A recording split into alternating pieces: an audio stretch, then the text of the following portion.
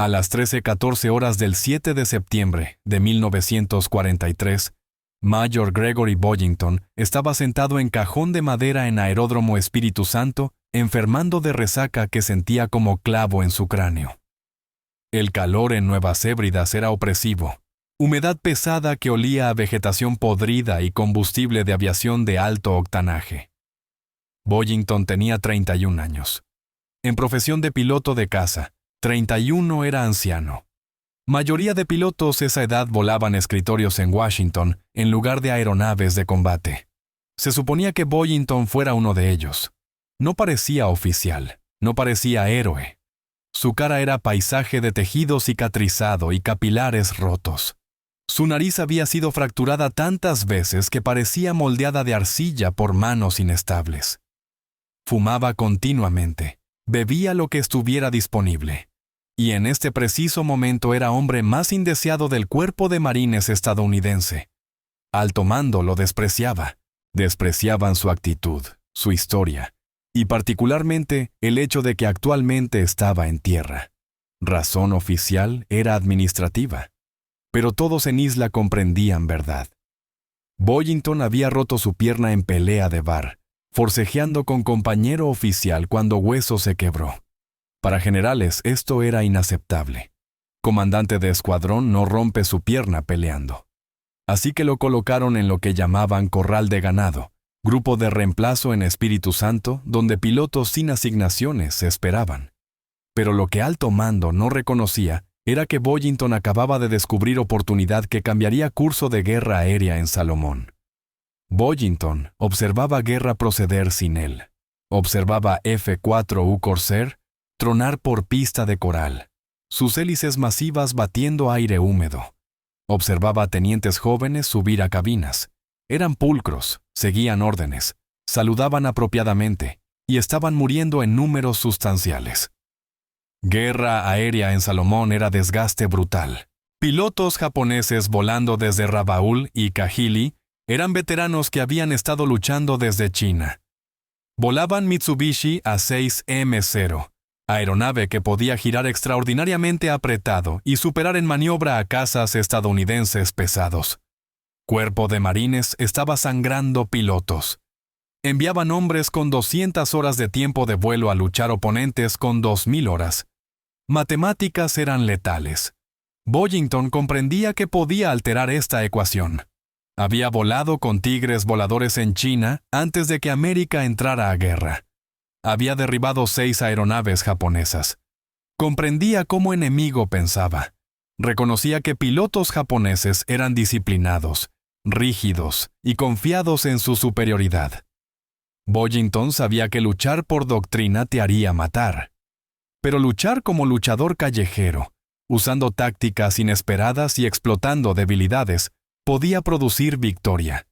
Pero nadie escuchaba al viejo que llamaban abuelo.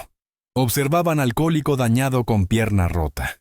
Fue asignado a manejar papeleo para grupo de reemplazo. Era esencialmente oficinista. Pasaba días examinando listas de nombres.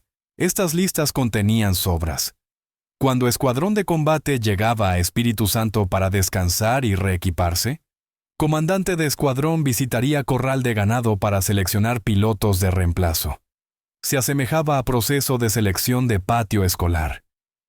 Elegían mejores candidatos primero. Pilotos con puntajes más altos de artillería, calificaciones superiores de vuelo en formación, registros más limpios. Lo que permanecía eran rechazados. Corral de ganado contenía pilotos que nadie quería. Algunos habían estrellado aeronaves durante entrenamiento y perdido confianza. Algunos habían golpeado oficiales superiores. Algunos eran simplemente individuos inusuales que no encajaban en cohesión apretada de escuadrón. Había 26 de ellos existiendo en tiendas, jugando cartas, bebiendo cerveza tibia y esperando que guerra terminara o que alguien los enviara a casa. Estaban frustrados, enojados y precisamente lo que Boyington buscaba. Examinó lista de nombres nuevamente. No vio fracasos, vio potencial. Pilotos habilidosos eran entrenados para volar en formación y seguir al líder. Eran predecibles. Hombres en corral de ganado eran casos problemáticos. Poseían rencores. Tenían algo que probar. Hombre con algo que probar es peligroso en combate. Boyington reconoció que si podía canalizar esa ira, si podía dirigir esa energía agresiva hacia japoneses, no tendría meramente escuadrón. Tendría manada de lobos. Entró a oficina de General Ralph Mitchell, comandante de aire de Marines en Salomón. Era movimiento audaz. Mayores no simplemente se acercan a generales demandando asignaciones de comando. Pero Boyington no respetaba protocolo. Dijo al general Realidad. Marines estaban cortos de escuadrones. Cobertura aérea sobre Bella la Bella era inadecuada. Bombarderos estaban sufriendo pérdidas pesadas. Boyington notó que tenía 26 pilotos entrenados sentados ociosos, emborrachándose y peleando patrulla costera. Ofreció propuesta. Dele las obras. Dele aeronaves que nadie más quería. Entregaría escuadrón de combate en 3 semanas. General debería haberlo descartado inmediatamente. Era idea absurda. No construyes unidad de lucha de Descartes y comandante lisiado. Pero General estaba desesperado. Examinó informes de bajas en su escritorio. Necesitaba cuerpos en cabinas. Miró a Boyington, sudando, oliendo a tabaco rancio, apoyándose en bastón, y observó cualidad única que pilotos jóvenes pulcros carecían. Vio desesperación. General acordó, pero proporcionó advertencia. No recibirían favores. Conseguirían aeronaves más viejas. Conseguirían peores suministros. Y si fallaban, Boyington enfrentaría corte marcial tan rápidamente que su cabeza giraría. Boyington regresó a tiendas y reunió 26 desajustados. Se paró en cajón y los examinó. Se asemejaban a cuadrilla de cadena. Sin afeitar, camisas desabrochadas, ojos llenos de sospecha. Conocían reputación de Boyington. Sabían que era bebedor pesado y terco. No sabían si todavía podía volar. Boyington no entregó discursos sobre patriotismo. No mencionó bandera. Les dijo verdad. Nadie los quería. Cuerpo de Marines los consideraba basura. Esta era su oportunidad final de ser pilotos de caza antes de ser enviados a casa en desgracia a vender bonos de guerra. Les dijo que volarían F-4U Corsair. Esto presentó segundo desafío. Corsair no era aeronave perdonadora, era monstruo. Estaba construido alrededor de motor masivo Pratt y Whitney doble avispa produciendo 2.000 caballos de fuerza. Nariz era tan extendida que no podías ver pista mientras rodabas. Tenías que zigzaguear simplemente para observar dónde ibas. Alas eran dobladas como alas de gaviota porque hélice era tan enorme, 13 pies de diámetro, que si alas fueran rectas, hélice golpearía suelo. Marina había rechazado inicialmente Corsair para operaciones de portaaviones porque era demasiado peligroso aterrizar. Rebotaba, se atascaba. Si avanzabas acelerador demasiado agresivamente en despegue, torque de motor masivo volcaría aeronave invertida y te mataría antes de dejar tierra. Era apodado eliminador de alférez porque mataba tantos pilotos inexpertos. Era pesado, rápido e implacable. No planeaba. Caía como ladrillo. Para volarlo tenías que lucharlo físicamente. No controlabas delicadamente Corsair. Lo dominabas. Boyington examinó su grupo de luchadores y desajustados y reconoció que aeronave era perfecta para ellos. Era matón. Era luchador de bar de avión. No era elegante como Zero japonés. Zero estaba construido de aluminio ligero sin blindaje. Se asemejaba a espada samurái. Afilada, ligera, letal. Corsair era bate de béisbol envuelto en alambre de púas. Montaba 6 ametralladoras calibre 50 en alas. Tenía placa de blindaje detrás de asiento de piloto. Podía zambullirse a 400 millas por hora sin desintegrarse. Boyington dijo a sus hombres que no aprenderían combate aéreo tradicional. Combate aéreo era para películas. Si intentabas girar con Zero, morías. Zero podía girar dentro de radio de Corsair continuamente. En cambio, Boyington enseñó nuevo acercamiento a combate. Empleó analogía de fútbol. Les dijo que eran defensas. Usarían su peso y velocidad. Subirían alto, se zambullirían sobre japoneses, dispararían ráfaga breve y continuarían zambulléndose. Cortarían a través de formación enemiga como cuchilla, luego usarían velocidad de corsair para escapar, subir de regreso a altitud y repetir. Era golpear y correr. Era no convencional, era efectivo. Comenzaron entrenamiento inmediatamente. No poseían sus propias aeronaves, así que pidieron prestados corsair desgastados de otros escuadrones rotando. Estas aeronaves estaban exhaustas. Motores filtraban aceite. Líneas hidráulicas eran reparadas con cinta. Pintura se había desvanecido bajo sol tropical a blanco calcáreo. Pero desajustados no les importaba. Era máquina volable. Volaron desde amanecer hasta anochecer. Boyington voló con ellos, su pierna rota apretada contra pedal de timón. Les gritaba por radio. Los intimidaba. Se burlaba de ellos. Los empujaba más duro que cualquier instructor de entrenamiento. Comenzaron a unirse, no a través de afecto, sino a través de miseria compartida y odio colectivo del establecimiento que los había rechazado. Requerían nombre. Inicialmente se llamaron bastardos de Boyington. Era preciso. Eran ilegítimos. No tenían padres en jerarquía militar. Pero cuando oficial de información pública escuchó nombre, quedó horrorizado. Informó a Boyington que no podía publicar palabra bastardos en titulares de periódicos. Público no lo aceptaría. No era sano. Boyington rió. Se sentó con sus pilotos bebiendo jugo de selva, alcohol casero fermentado de fruta y combustible de torpedo, e intentó idear nuevo nombre. Eran marginados. Ovejas blancas eran obedientes que seguían regulaciones. Eran opuesto. Eran ovejas negras de familia. Nombre pegó. Encargaron logo. Escudo negro con corsair. Barra dorada significando rango de Boyington y oveja negra luciendo desafiante. Eran VMF 214, ovejas negras. No tenían mecánicos permanentes, no tenían aeronaves permanentes, y comandante que era técnicamente desgracia. Expertos en cuartel general predijeron que durarían 2 semanas antes de ser eliminados. Afirmaron que pilotos japoneses en Kahili los destruirían. Dijeron que Boyington lideraba misión suicida.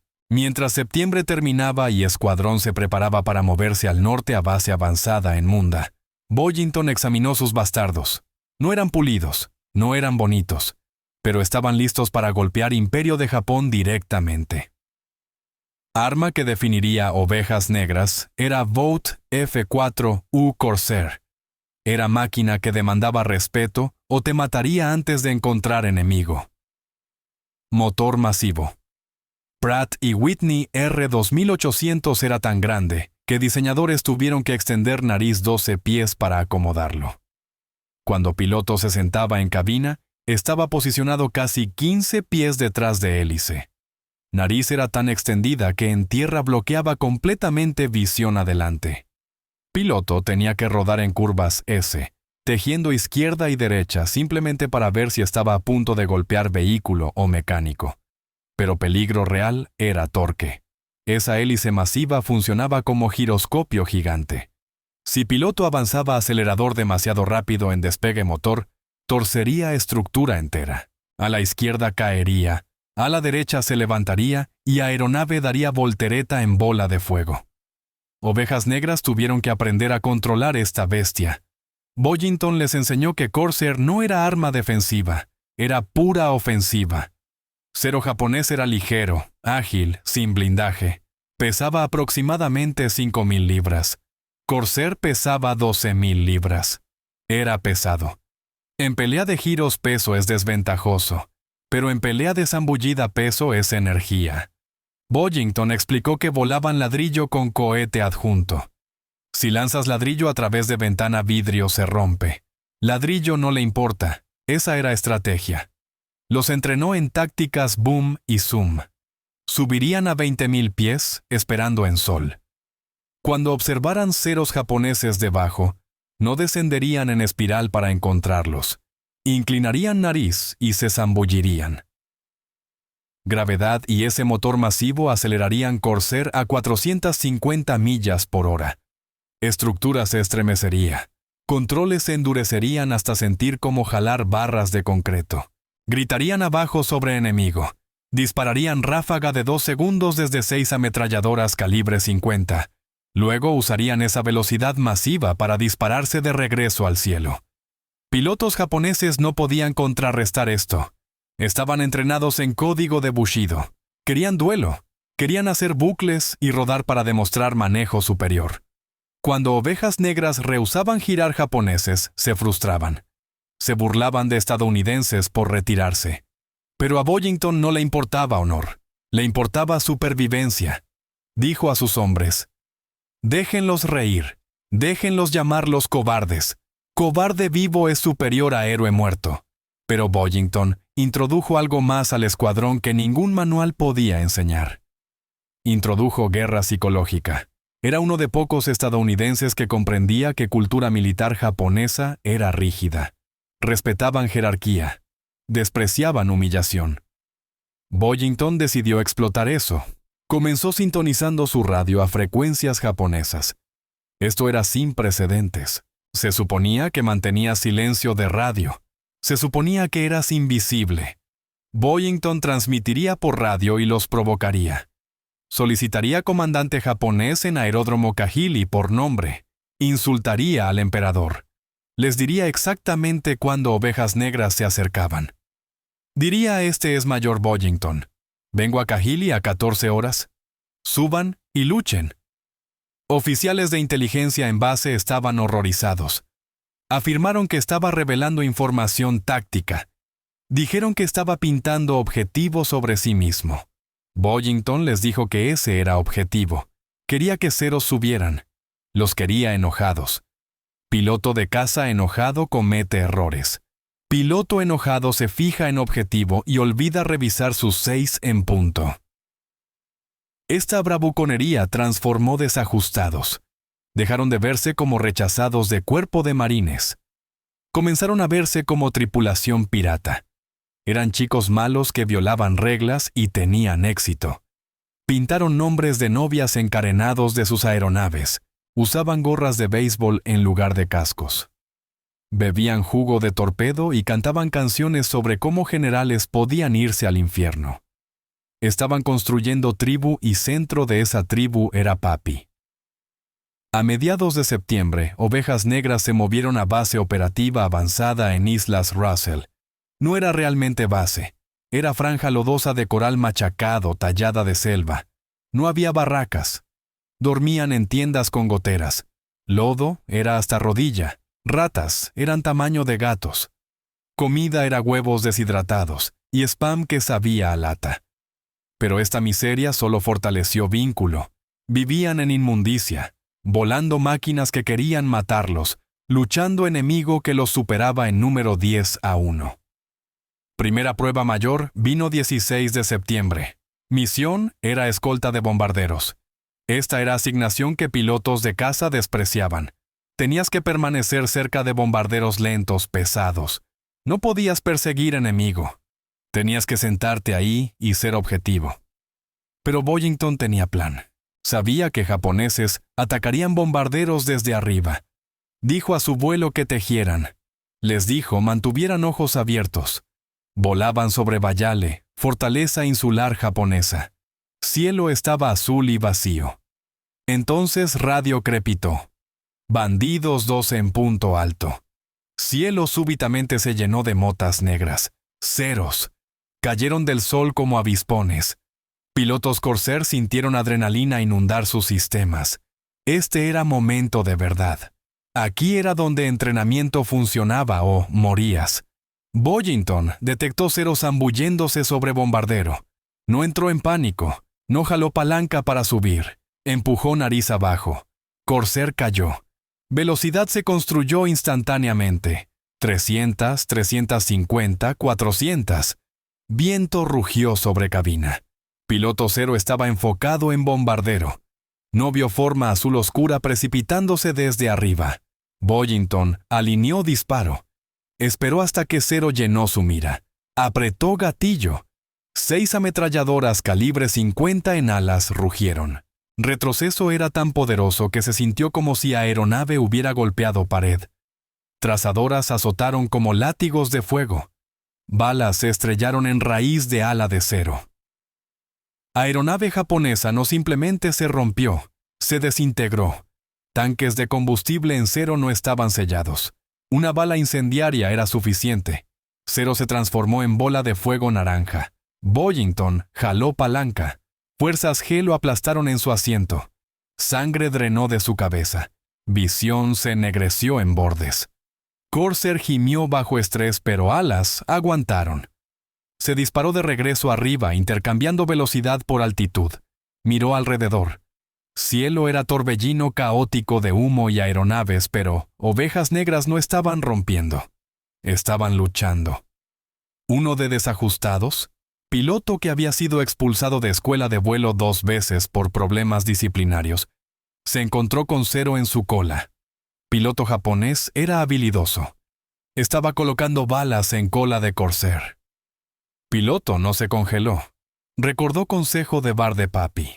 Golpeó acelerador adelante y bajó aletas. Era maniobra insana. Corsair desaceleró instantáneamente como si hubiera golpeado freno de aire. Cero, moviéndose demasiado rápido, sobrepasó. Aeronave japonesa voló directamente pasándolo.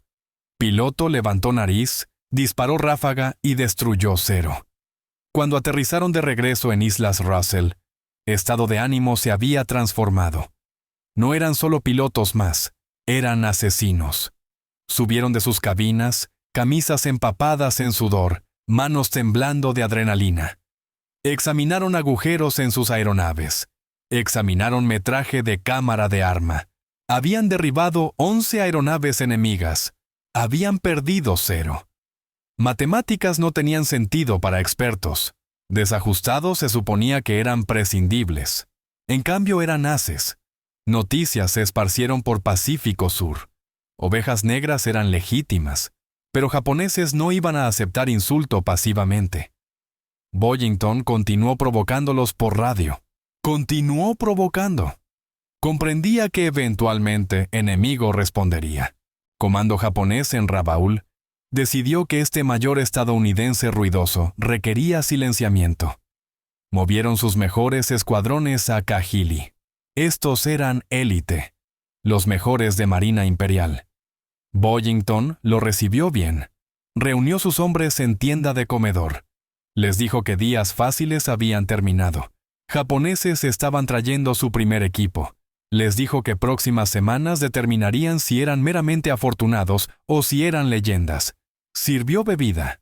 Levantó brindis a bastardos.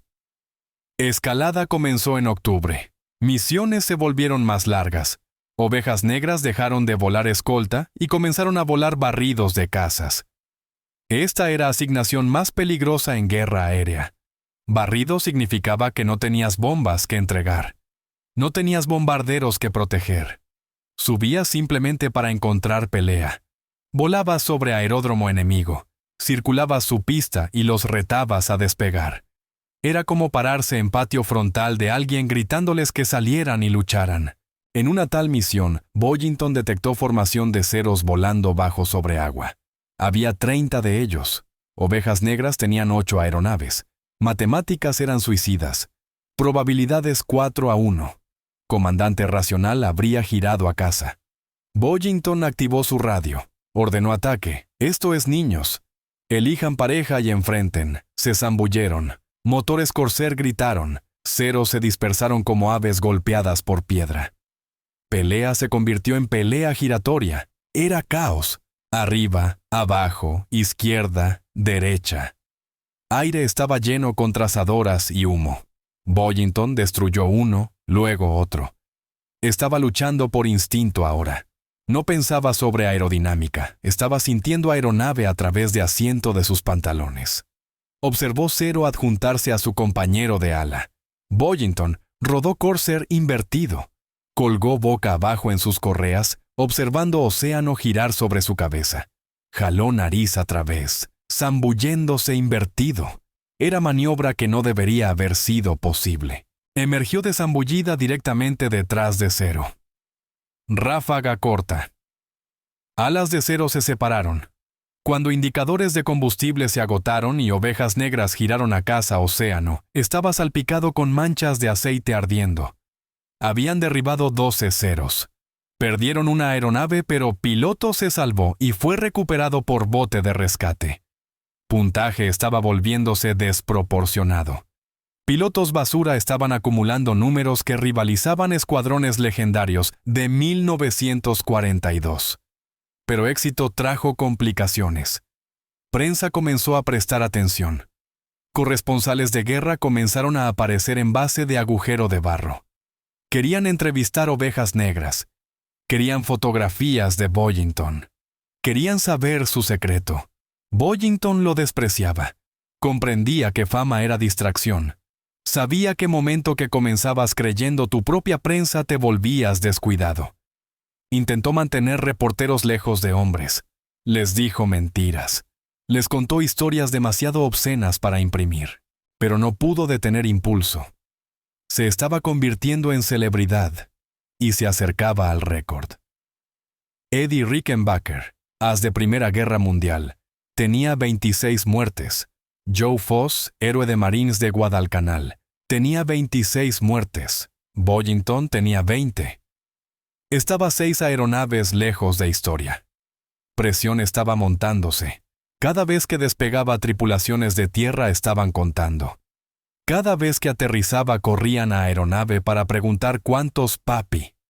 Esta obsesión con números era peligrosa. Hacía que piloto tomara riesgos que no debería tomar. Lo hacía perseguir aeronave dañada demasiado lejos en territorio enemigo. Boyington lo sentía. Sentía hambre, pero también sentía agotamiento. Tenía 31 años volando contra veinteañeros. Su cuerpo estaba adolorido. Resaca nunca realmente se disipaba más. Operaba con cafeína, whisky y pura voluntad. Y batalla más grande de guerra del Pacífico se acercaba. Rabaul, fortaleza.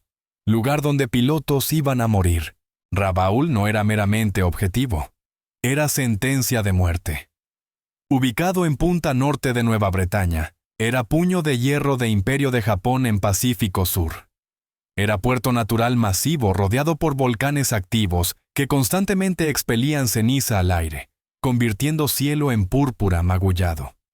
Japoneses habían excavado en roca volcánica como insectos. Tenían 5 aeródromos rodeando puerto. Tenían cientos de armas antiaéreas. Tenían estaciones de radar que podían detectar vuelo estadounidense desde 100 millas. Y tenían cientos de cazas. Volar sobre Rabaul era provocar panal de avispones tamaño de ciudad. Mañana del 3 de enero de 1944, Gregory Boyington despertó con número 25 en su cabeza. Ese era su conteo de muerte. Estaba una aeronave lejos de empatar récord estadounidense de todos los tiempos sostenido por Joe Foss y Eddie Rickenbacker. Estaba una aeronave lejos de inmortalidad, pero también estaba exhausto. Había estado volando misiones de combate por semanas sin descanso. Su cara estaba demacrada. Sus manos tenían temblor permanente hasta que agarraba palanca de vuelo. Envolvió su nariz rota en cinta para prevenir que máscara de oxígeno rozara piel cruda. Bebió café negro que sabía aceite de motor y caminó a línea de vuelo. Misión era barrido de cazas. 48 cazas estadounidenses, Corsair y Hellcat, iban a barrer sobre Rabaul para limpiar cielos para bombarderos. Boyington lideraba división de cazas. Subió a ala de su Corsair. No era su aeronave personal. En Escuadrón Ovejas Negras, nadie poseía aeronave específica porque se descomponían tan frecuentemente. Volabas cualquier motor que arrancara. Se amarró en cabina de número 883. Mecánico le dio pulgar arriba. Hélice masiva tosió. Agarró y rugió a vida. Humo azul azotó sobre cabina. Despegaron de franja de coral en Toroquina, subiendo a través de aire tropical pesado. Formación se ensambló apretada. Corsair era poderoso a baja altitud, pero mientras subían pasados 15,000 pies sobre alimentador, se enganchó. Nota de motor cambió de gruñido a gemido. Aire se volvió delgado y frío. Condensación se congeló en vidrio de cabina. Boyington revisó su mira. Revisó mezcla de combustible. Revisó su compañero de ala, capitán George Ashmun. Ashmun era piloto sólido, confiable. Mantenía posición en ala de Boyington como atado por cable. Mientras se acercaban a Rabaul, disciplina de radio se fracturó. Radar japonés los había detectado. Cielo adelante comenzó a llenarse con bocanadas negras de fuego antiaéreo. Proyectiles pesados de 88 milímetros estaban explotando a 20.000 pies. Turbulencia de explosiones sacudió Corsair. Metralla repicó contra pieles de aluminio. Pero ovejas negras ignoraron fuego antiaéreo. Estaban buscando cazas, y entonces los vieron. Se asemejaba a enjambre de insectos elevándose de pantano. 60, quizás 70 ceros japoneses estaban subiendo para encontrarlos. Estaban ascendiendo en olas. Probabilidades eran pobres, pero eso era normal. Lo que era diferente esta vez era agresión. Pilotos japoneses no estaban esperando que estadounidenses se zambulliran. Estaban subiendo directo a pelea, motores gritando, armas cargando. Boyington no vaciló. Activó su micrófono, no entregó discurso. Simplemente dijo, vamos a conseguirlos. Boyington empujó nariz. Corsair aceleró. Altímetro se desenrolló como reloj roto. Seleccionó 0 en borde de formación. Piloto japonés lo observó acercarse y quebró izquierda. Era giro agudo violento que habría quebrado alas de aeronave estadounidense. Pero 0 era ligero. Bailó lejos. Boyington no intentó seguir giro. Comprendía física. Si giraba, perdía velocidad. Si perdía velocidad, moría. En cambio, jaló en maniobra yo-yo alta, intercambiando velocidad por altitud, colgando sobre pelea por momento antes de caer de regreso abajo. Descendió sobre segundo 0. Este piloto nunca lo observó. Boyington disparó ráfaga corta desde 300 yardas. Balas calibre 50 caminaron a través de fuselaje de 0 como sierra de cadena. Cabina se destrozó. Aeronave se inclinó adelante y giró en espiral abajo en nubes de ceniza volcánica. Muerte número 26. Lo había logrado. Había empatado récord. Pero no había tiempo para celebrar. Cielo se estaba disolviendo en caos. Pelea se fragmentó en 100 duelos individuales. Era pelea de bar a 400 millas por hora. Corsair estaban cortando a través de formación japonesa, disparando y escapando. Ceros estaban enjambrando tras ellos, atacando con sus ligeras ametralladoras de 7.7 milímetros y sus pesados cañones de 20 milímetros. Aire estaba lleno con estelas de humo, escombros ardiendo y paracaídas. Boyington buscó su compañero de ala. George Ashmun estaba en problemas.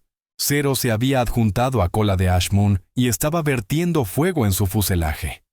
Ashmun estaba zambulléndose, intentando sacudirlo, pero 0 mantenía contacto. Boyington maldijo. Inclinó su Corsair duro, jalando fuerzas G que hicieron su visión tunelizarse. Se zambulló sobre 0 persiguiendo a Ashmun. No le importaba su propia seguridad.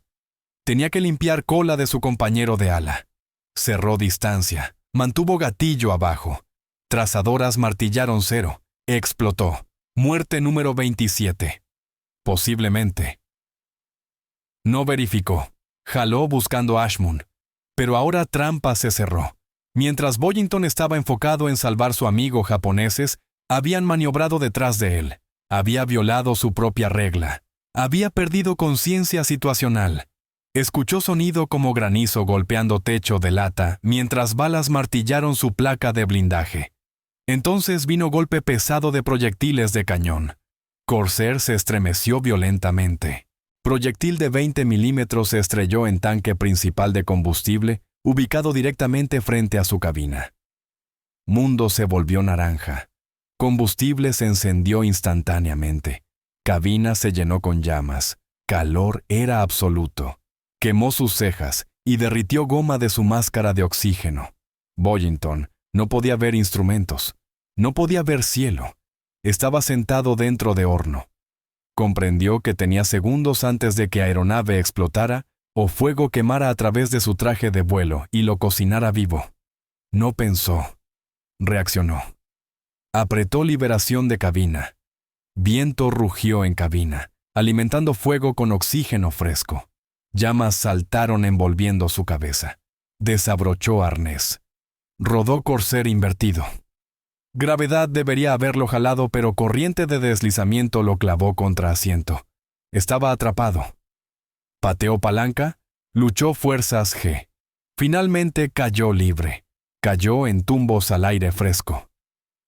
Silencio era impactante. Un segundo estaba dentro de motor gritante de fuego. Siguiente, estaba cayendo a través de cielo silencioso sobre Canal de San Jorge. Jaló cordón de paracaídas. Paracaídas crujió abierto. Arnés lo sacudió violentamente, quebrando su cabeza atrás.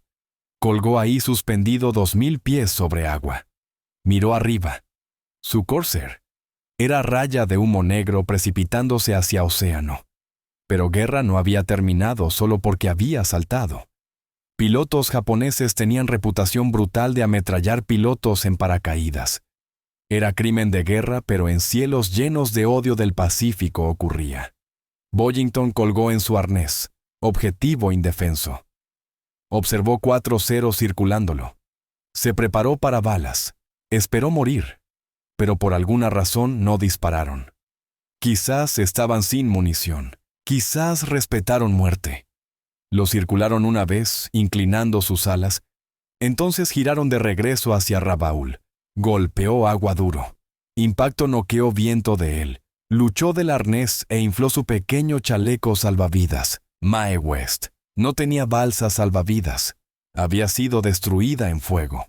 Estaba flotando en medio de océano. Millas de tierra, con nariz rota, cuero cabelludo rasgado por metralla y quemaduras en brazos y cara. Estaba solo. Alto arriba, resto de ovejas negras estaban frenéticas. Habían observado bola de fuego. Habían observado número 883 descender. Estaban gritando en radio. «Papi está abajo. Papi está abajo». Circularon área ignorando indicadores de combustible que estaban cayendo hacia vacío.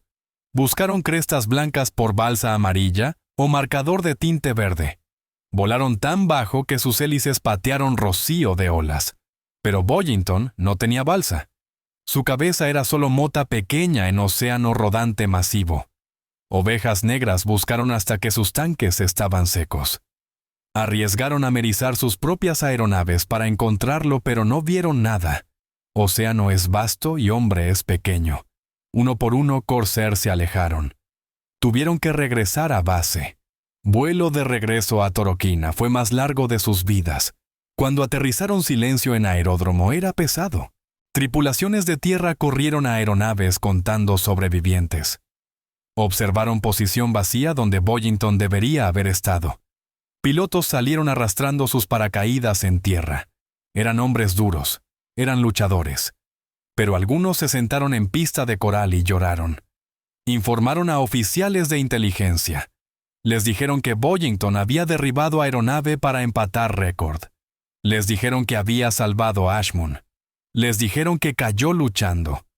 Oficiales teclearon informe. Desaparecido en acción. Pero en sala de preparación de escuadrón, comprendían lo que eso realmente significaba. Nadie sobrevivía aterrizando en agua cerca de Rabaul.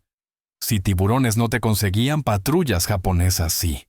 Y japoneses no tomaban prisioneros de guerra aérea. Los ejecutaban. Ovejas negras habían perdido su pastor. Desajustados eran huérfanos nuevamente. Fueron a tienda de Boyington. Observaron su botella sin terminar de whisky. Observaron sus cartas. No tocaron nada. Se sentía como santuario. Esa noche bebida fue diferente. No era fiesta, era velorio. Contaron historias sobre papi.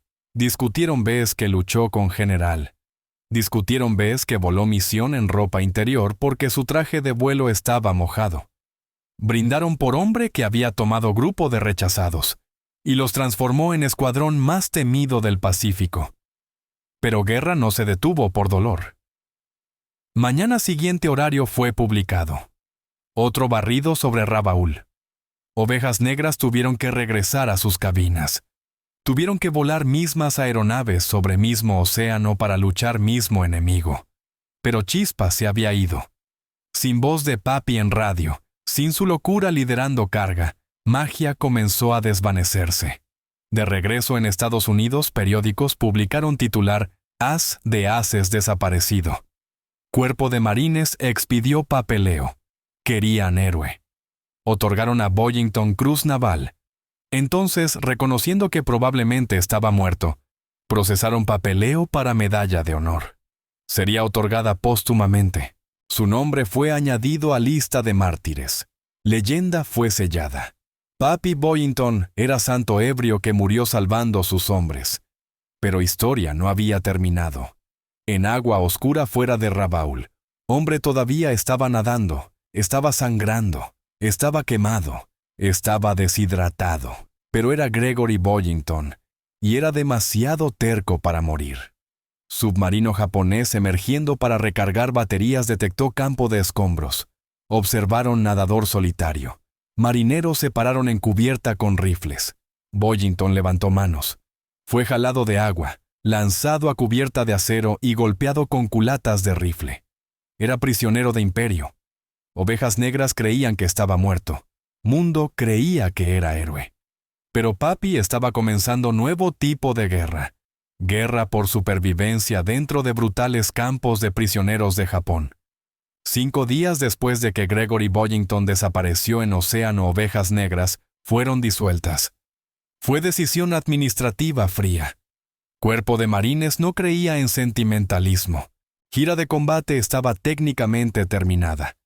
Desajustados habían completado su asignación. Habían volado sus misiones.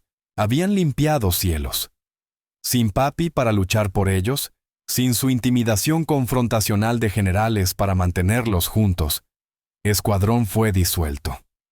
Pilotos fueron dispersados. Algunos fueron enviados a casa. Algunos fueron reasignados a otras unidades para llenar vacantes. Hermandad, que había aterrorizado Fuerza Aérea Japonesa por 84 días, simplemente cesó de existir. De regreso en Estados Unidos, Máquina Militar comenzó proceso de crear leyenda. Cuerpo de Marines requería héroes. Guerra en Pacífico era brutal y Público requería historias de sacrificio para sostener compras de bonos de guerra. Boyington era perfecto. Era as de ases. Era chico malo que logró redención. Hecho de que estaba muerto lo hacía aún mejor para propaganda. Héroes muertos no se intoxican en conferencias de prensa. Héroes muertos no golpean oficiales superiores. Son símbolos silenciosos perfectos de patriotismo. En marzo de 1944, presidente Franklin Roosevelt otorgó medalla de honor a Mayor Gregory Boyington. Es premio más alto por valor que Estados Unidos puede otorgar. Citación se leyó como narrativa de acción. Listó sus 26 muertes. Listó su liderazgo contra probabilidades abrumadoras. Pero Boyington no estaba ahí para recibirla. General aceptó medalla en su nombre. Periódicos publicaron fotografías de ceremonia. Lo llamaron mártir. Dijeron que su espíritu viviría para siempre. Pero 4,000 millas lejos en barracón de madera fuera de Tokio, mártir estaba muriendo de hambre. Boyington no estaba muerto. Era prisionero en campo de prisioneros Ofuna. Su realidad no era medallas y discursos. Era piojos, disentería y culatas de rifle. Guardias japoneses sabían que era piloto. Despreciaban pilotos. Civiles en Tokio estaban siendo bombardeados por B-29 estadounidenses, y guardias extraían su ira sobre aviadores. Boyington era objetivo especial. Era oficial mayor. Era terco. Rehusaba inclinarse suficientemente rápido. Así que lo golpeaban. Rompieron su nariz nuevamente. Noquearon dientes. Lo forzaron a estar en atención por horas en lluvia helada. Pesaba 190 libras cuando fue derribado. En 6 meses pesaba 110 libras. Era esqueleto envuelto en piel translúcida, pero no se rompió. Actitud desajustada que lo había hecho pesadilla para alto mando de marines, lo mantuvo vivo en campos. Era demasiado contrario para morir. Pasó tiempo memorizando nombres de guardias para poder cazarlos después de guerra. Mantuvo su mente afilada reproduciendo viejos combates aéreos en su cabeza, movimiento por movimiento, corrigiendo sus errores. Por 20 meses Mundo creyó que Papi Boyington era fantasma. Entonces, en agosto de 1945, Sol salió 2 veces. Bombas atómicas cayeron sobre Hiroshima y Nagasaki. Imperio de Japón se rindió. Guardias en Ofuna desaparecieron durante noche. Dejaron caer sus rifles y huyeron al campo aterrorizados de retribución estadounidense. Aeronaves estadounidenses comenzaron a dejar caer tambores de 50 galones de comida y suministros en patio de prisión. Cuando equipo de rescate llegó, encontraron hombre que se asemejaba a sobreviviente de Holocausto. Pero cuando preguntaron su nombre, sonrió con boca llena de dientes faltantes y dijo Boyington. Noticias se transmitieron por teletipo. Papi estaba vivo. Fue shock. Cuerpo de Marines no sabía cómo responder. Ya lo habían declarado muerto. Ya habían otorgado su medalla. Ya lo habían transformado en santo. Ahora ebrio estaba regresando a casa. Llegó a San Francisco a bienvenida de héroe. Miles de personas alinearon calles. Revista Life organizó fiesta. Otras ovejas negras, sobrevivientes que habían logrado pasar guerra, corrieron a verlo. Era primera vez que desajustados habían estado juntos desde ese día oscuro en Toroquina. Abrazaron hombre flaco golpeado que los había liderado al infierno. Le sirvieron bebida y, por primera vez en 2 años, ovejas negras estaban completas nuevamente. Vindicación fue absoluta. Expertos que los habían llamado basura, que habían reído de sus aeronaves viejas y su falta de disciplina, ahora tenían que examinar números. Estadísticas eran imposibles de disputar. En solo 12 semanas de combate, ovejas negras habían destruido 94 aeronaves enemigas confirmadas.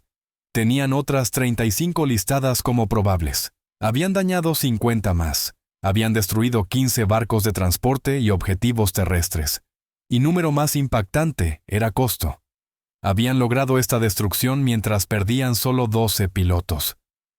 Proporción de muerte era astronómica. Pilotos indeseados habían actuado superior a escuadrones élite de Midway. Habían producido 9 haces de caza en 3 meses.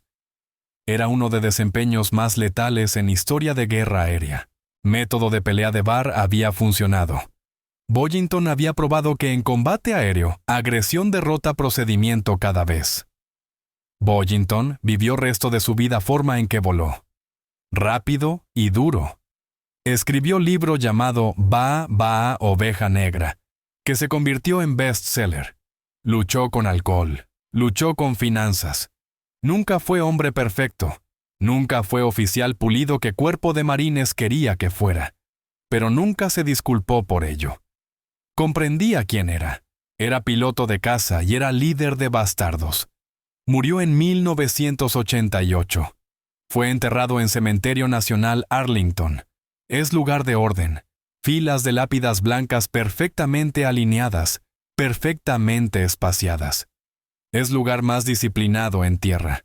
Pero si caminas a su tumba, sección 7A, tumba 150, sientes que todavía está sonriendo ante uniformidad. Está yaciendo ahí entre generales y almirantes. Oveja negra última en formación última. Historia de Gregory Papi Boyington. Y sus desajustados merece preservación no porque es excepcional, sino porque revela algo fundamental sobre cómo guerras son realmente ganadas. No ganas poseyendo mejores modales. No ganas manteniendo uniformes más limpios. Ganas poseyendo voluntad de luchar cuando todos dicen que deberías renunciar. Ganas tomando basura y transformándola en logro. Ovejas negras eran marginados. Eran individuos que no encajaban, y porque no encajaban no sabían cómo perder. Estas historias importan porque nos recuerdan que momentos decisivos de historia son a menudo creados por personas que instituciones rechazaron. Decisiones olvidadas hechas en tiendas y salas de preparación por hombres en quienes nadie creía. Elección de dar a desajustados una oportunidad más. Decisión de confiar en ebrio deteriorado con pierna rota. Estos momentos merecen recuerdo porque cambiaron resultados. Salvaron vidas. Ganaron guerra en formas que historias oficiales a menudo pasan por alto. Por eso estos relatos deben ser preservados antes de que desaparezcan en silencio.